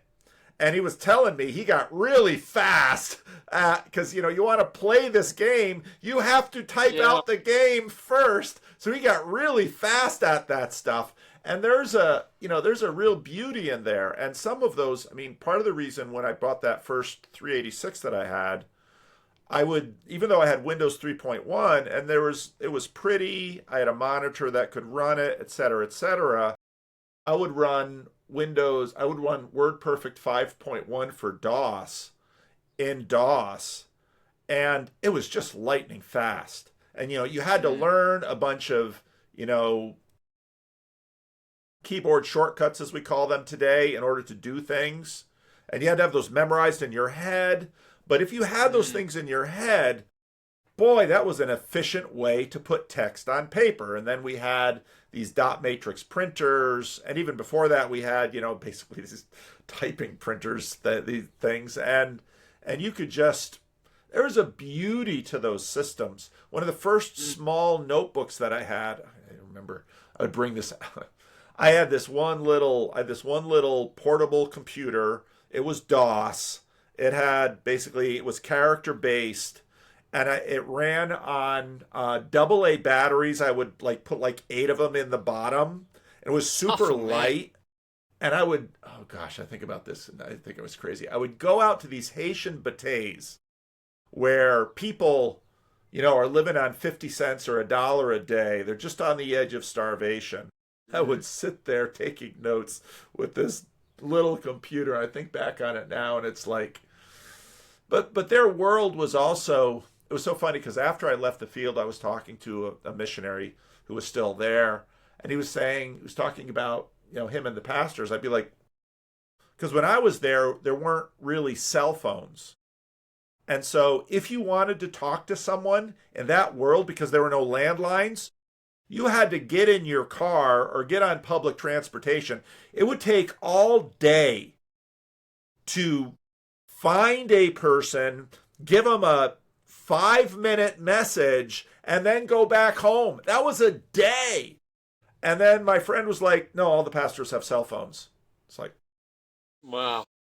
and that was just in a few years. I mean, the Yeah. technological transformations, especially if you're in a place where, I mean, even the roads are terrible and there's no Mm. electricity, and then you get like a leap to a cell phone, and it's like it's just disorienting. Oh yeah. I think that was something that Kingsnorth and McLuhan, reading them together, sort of helped me understand, is that the so McLuhan rightly points out, nobody really understands the power of a technology when it's first invented. But I think we've been living so long in a culture that values novelty for novelty's sake, that I think we have so many technologies that we've readily adopted that we have never taken the time to understand. We Yeah, still don't know what they are. yeah. And I think that's been part of my desire, then, to go back and to use technologies that I at least understand a little bit, that I can tinker with. I've been amazed. I taught a little summer class. I somehow, they would, at the university here, they would do a little summer school thing for high school students. And I somehow convinced them that I was qualified to teach high school Spanish, and they let me do it. I speak Spanish like conversationally, but they did their best to filter out the kids who speak Spanish at home and so would be fluent. And at least one kid got through, and he would pick on me. So I had to keep an eye on him. But uh, probably the only thing worse than my Spanish literacy was these high school kids just did not know anything about computers. I was dumbfounded. We were going to use Quizlet together. It's a little website, lets you put together flashcards and stuff. And one of the students said, "I don't know how to do that." I said, "Well, do you have an email? Do you have an email address?" And she said, "I don't know." Okay, I don't know how to I don't know how to start with that. We could start with making you an email. Another student, we had to download something, and I said, "Okay, go ahead and open that in the file explorer." I said, "What's that?" It's like, oh my goodness, Yeah. it's amazing that I mean, even people like my dad's age, who are old enough to remember things like DOS and uh, I think if you grew up, at least if the technology grew up alongside you enough that you got to kind of see the skeleton of it and then see how it has turned into what it is today, I think you stand a better chance than the kids these days have got the end result of all this development. It's so user friendly. It's so easy Yeah. that they have no clue how it works. Yeah. And if you take them off the rails, take them off the guided tour for just a second, they get lost immediately. Yeah. They know how to get what they want out of their smartphones, but they don't know what the smartphones are doing. Yes. At all. Yes.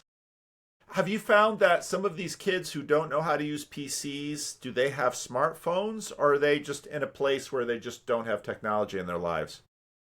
I think it's probably most of them have smartphones, and if I had to guess, probably don't use PCs. They probably use their smartphone to do everything that they need to do. Well, and nowadays I can't even imagine. I hear so much stuff from friends of mine who are doing grad school or who teach at where I went to school, and the AI stuff is just astounding with regard to people instilling in themselves technical illiteracy, because people who don't know how the AI works still know how to get what they want out of it. And that is a huge, I can't believe that, you're told all your life as a kid, like, oh, when you cheat at stuff, you're only cheating yourself because you're not going to learn it. And you think, yeah, right. And then you get old enough to see kids doing it and you go, these kids are going to know nothing. They're going to know how to prompt Chat GPT, and that's it. And if ever, and already that happens, their servers go down, whatever, these students are just debilitated. Yeah. They have no recourse at all. Yeah. Yeah, and that's a picture for all of us in some ways, with a lot of different technologies that are just simply so subsumed into our life. One of the beauties of living in the Dominican Republic was electricity was unreliable, water was unreliable. I mean, almost everything in the country was unreliable, which meant that I got used to running electrical generators. I got an understanding of how much current our household uses. I was building water systems so that even when the city wasn't giving me water, I could have enough water for the family. I had to purify my own water. I mean, there were just all of this learning I had to do to try to sort of maintain kind of a North American standard of living in a developing world, which is a little crazy. And you could just sort of go native and just say, okay, I'm not going to do any computers or anything. But the field had started, 10 years before I had gotten there. And back in those days, they were typing out all the educational materials on typewriters. And so when I was in college, we did use typewriters. PCs were just starting to come in when I was in seminary. So it wasn't until seminary that I actually started typing things on word processors. In college, it was all on typewriters. So I've been, I'm at this particular age where this certain run of technology, I've just sort of run with it. But it's funny because my wife is 3 years younger than I am, and we'll be sitting together, and my wife does everything on her smartphone. Not everything. She will still pull out a laptop, and so she'll do, like, if she has she's as a teacher, she's already has to get some new credential or some of this stuff. So she'll use a PC for that, like she did when she was in college. But for she'll just use everything in the smartphone, and I'm like, get a keyboard, get a computer, get a real computer in your hand. No, this is good enough. And it's like, no, it isn't good enough. I use my phone for certain things, but give me a real keyboard and a real PC, and otherwise I'll just be frustrated. But no, you're right about, and correct me if I'm wrong, but again, part of I think the interesting thing about a state like New Mexico, when you said earlier about, if we didn't have Mississippi and what's the other? Louisiana. Yeah. you didn't have Mississippi and Louisiana, New Mexico would be lowest and everything. So you're, interestingly enough, living in a state where you can time travel in your state in ways that it's hard to do in other places. You can actually do it in California because people don't recognize California. When people say poor people in California, they might think about some ghetto in LA. No, the real poor people in California live out in the rural areas because California has vast stretches of wilderness, and you just got real poverty. Except California also is an incredibly wealthy state, and so some of that gets pushed out to the rural populations, sometimes in unwelcome ways. But in a place like New Mexico, a lot of the reservations, I mean, you've got a tremendous population of Native Americans. I mean, it's different, but there's something, there are real things in that mix in New Mexico that are harder to find in other places. Yeah. Yeah. Recently, for a little while, I worked a job at a public library, and that was a fantastic experience for so many reasons. But one of the reasons it was so interesting was because it wasn't what I expected at all. But in retrospect, I completely should have expected. Most of what I ended up doing did not have to do with, it wasn't sort of this idyllic, like, oh, all the bookworms come here and have their incredibly lofty conversations. It was a lot of people who have nowhere else to go come to the library, and that for me got to get up close and personal with a slice of New Mexico that I hadn't been that close to before, and the kinds of problems people would come in with looking for help with. For one, half the time it's like, okay, I'm a librarian, this is you need somebody else for help with this. But also just it was incredibly eye-opening. It was a different world for me. I think I'm gonna have to plug my phone in before it dies real quick. I'm not using my CRT monitor. I can't believe you're not doing this on a Windows 95 PC. Come on, Garrett, what's going on? I know. I'm like one of those, every now and then you see Amish folks will use electric lights or something. Oh. Yeah, redwood cedar fence, blue skies. I love the American West. The American West is just so beautiful. I didn't grow up in it. I grew up in the Oh East, yeah. but I've loved living in California. I love traveling through the American West. The American West is just so majestic, just so beautiful. Um, I I'd have a hard time, even though I like the East, I like going back there. I'd have a hard time um, living back east again. I really love the West. I should Oh yeah. probably I Me should too. probably land the plane anyway. I have the sense, Garrett, that you and I could probably talk all day. And then your wife would be like, "Didn't you start talking to him like this morning?" Uh-oh, are you still there?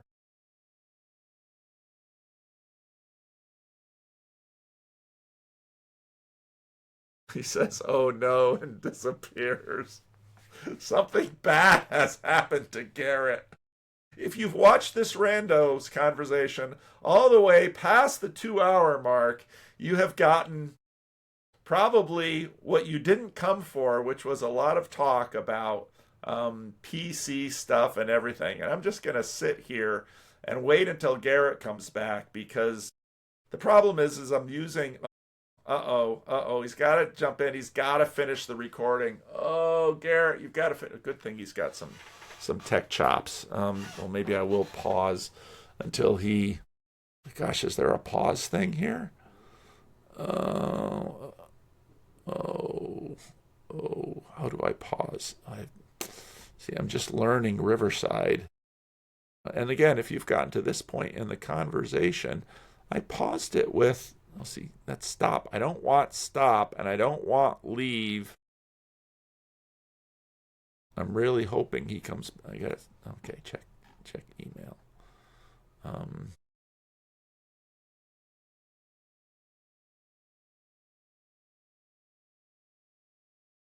This is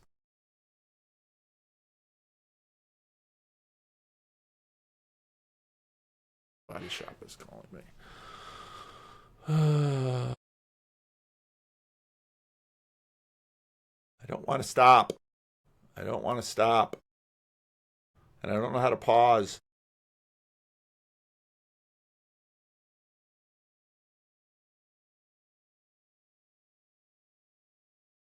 Good, you made it back. I made it back just in time to land the plane, I hope.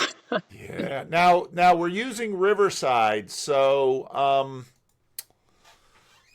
when I stop recording, leave your app open long enough so that it finishes uploading.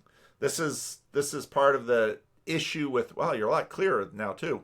But Riverside will get a good recording of you. But it should tell you like upload complete or something like that, so that, you know, I have the whole thing so I can do all this stuff. You know, this is going to be so funny because people are going to start watching this, and then they expect all the usual stuff in the Randos conversation. It's like half of this conversation is like about obsolete PC equipment. No, here we go again. Okay, I'm going to land the plane. Are you still there? Oh, no.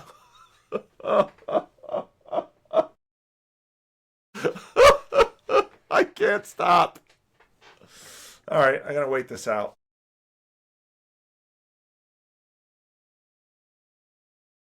Yeah, this Randos conversation is definitely unique. We better land the plane when we get him back there.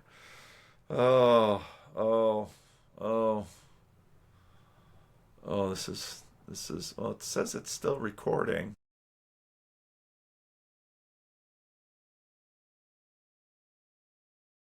I guess I can edit this out of the final. I'll keep the original in the membership section, and then I will put the polished version out onto the whole channel. I think that's what I'll do.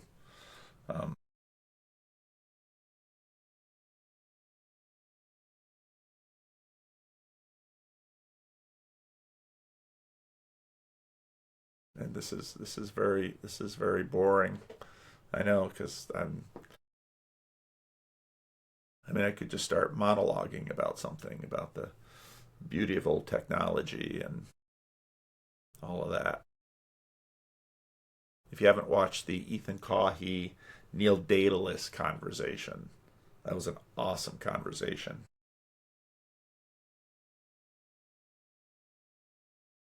Hopefully he can get back in here so we can make sure that...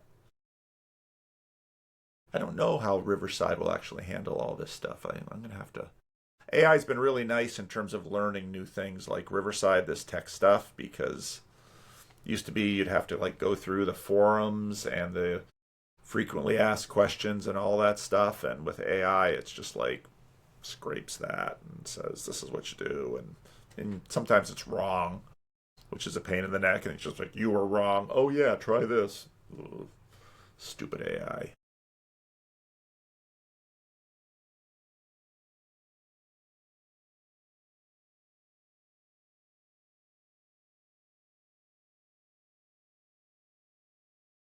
Pause this, I would. I don't know if I have my media assets in here. Otherwise, I could play branding. Can I play branding?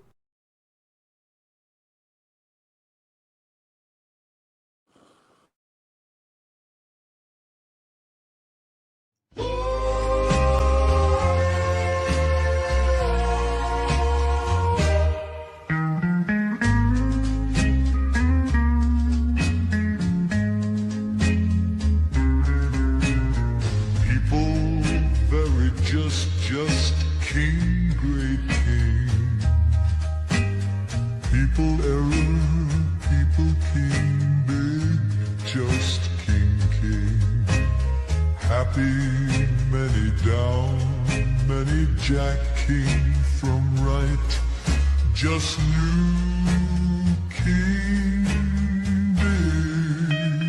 Great can new happy the hours are not what they seem the hours. People very just King, great King. People error, people King, big just King. Happy, many down, many Jack came from right. I can pause this. Just new. Can I take it away? I can't. Can I bring it back? Will it start in the middle or at the front?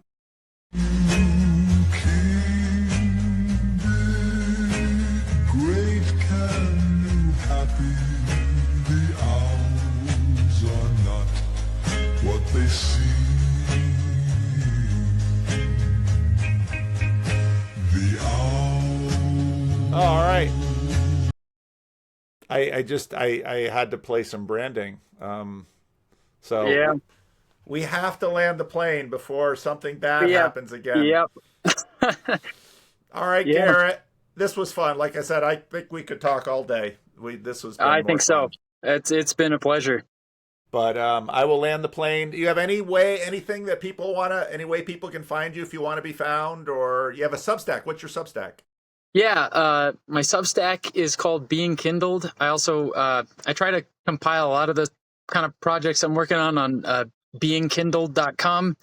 I'm going to start, we'll see, putting stuff on YouTube maybe. It'll be the same account I use to interact in the comments and everything. So okay. Very good. It's great. It was great talking to you. I'm going to put this in No Ain't No Ads today, and then at some point it'll go out on the open channel. I might leave the version that has me playing branding in the middle and you disappearing and coming back. I'll probably leave that in the membership section, and I'll put an edited version on the full channel. So I mean, I don't know how much crazy my poor people can take, but that's the way it is. So all right, Garrett, great talking to you. Yeah, Enjoy good talking to beautiful you New too. Mexico. Oh, I will. Thanks. All right, take care.